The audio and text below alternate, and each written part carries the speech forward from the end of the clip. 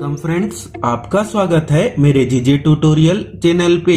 आज हम लोगों ने यहाँ पर मैथमेटिक्स के लाप्लास ट्रांसफॉर्म पे हम लोगों ने एक नए टॉपिक को लिया है।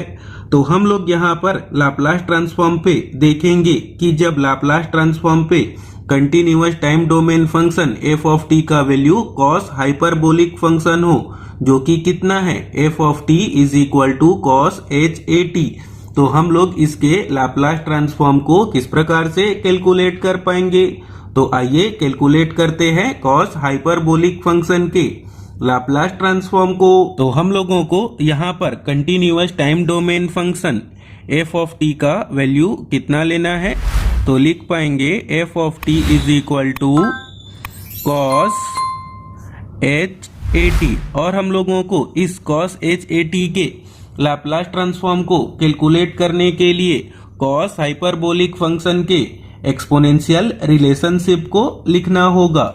और इसका एक्सपोनेंशियल रिलेशनशिप क्या होता है, e to the power A T plus e to the power minus A T divided by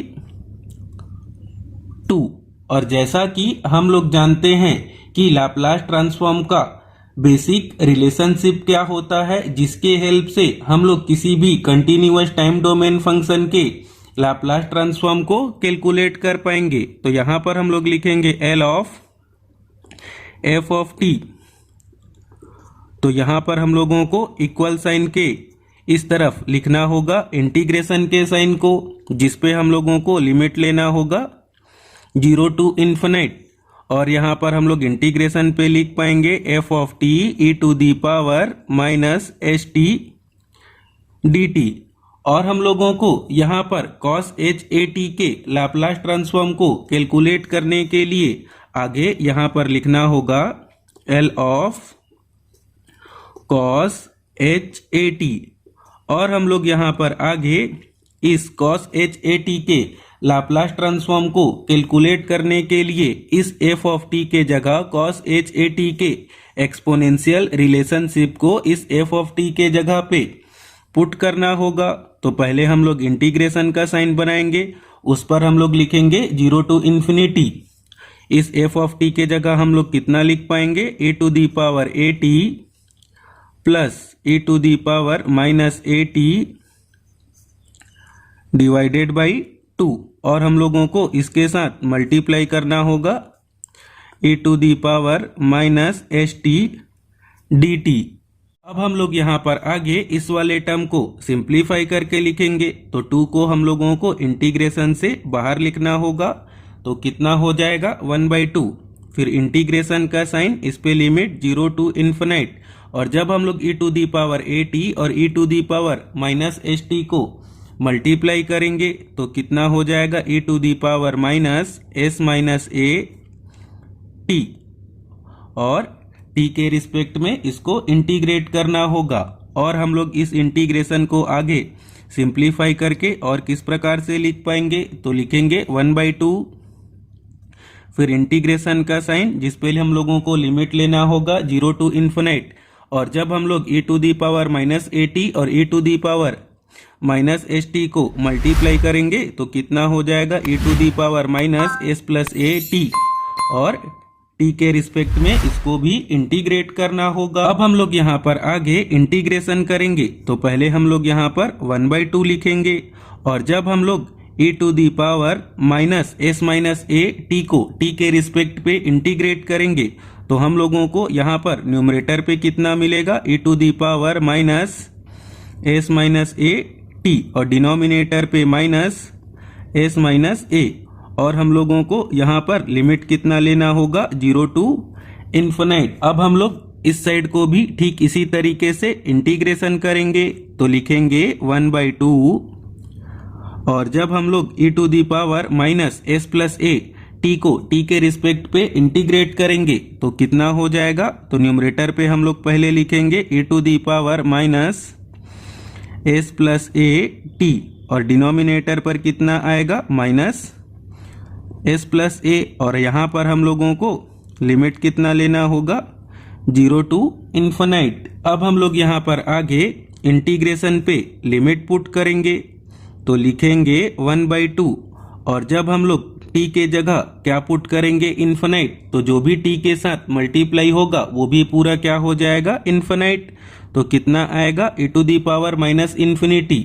फिर माइनस करके लोअर लिमिट को पुट करेंगे, तो जब हम लोग t के जगह 0 पुट करेंगे और t के साथ जो भी टर्म मल्टीप्लाई होगा वो भी क्या हो जाएगा 0। और हम लोगों को इसके डिनोमिनेटर पर कितना लिखना होगा, लिखेंगे -s-a। अब हम लोग इस साइड पर भी ठीक इसी प्रकार से लिमिट पुट करेंगे, तो लिखेंगे पहले 1/2 को और जब हम लोग t के जगह इन्फिनिटी पुट करेंगे तो कितना हो जाएगा e⁻∞। फिर माइनस करके लोअर लिमिट को जो कि कितना है 0, तो जब हम लोग t के जगह 0 पुट करेंगे तो कितना हो जाएगा e⁻0।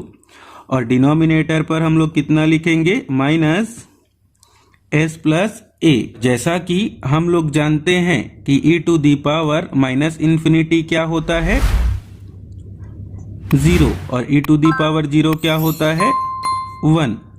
और इसके डिनोमिनेटर पर हम लोगों को लिखना होगा -s-a। फिर अब हम लोग इस साइड पर भी वैसे ही सॉल्व करेंगे, तो लिख पाएंगे 1/2 और e⁻∞ क्या होता है 0 और e⁻0 क्या होता है 1। और इसके डिनोमिनेटर पर हम लोग कितना लिख पाएंगे -s+a। तो अब हम लोग इन दोनों टर्म से कितना कॉमन ले लेंगे 1/2 और जब हम लोग सॉल्व करेंगे -1/-s-a को, तो यहाँ पर हम लोगों को कितना मिलेगा 1/s-a। और जब हम लोग -1/-s+a को सॉल्व करेंगे तो कितना हो जाएगा 1/s+a।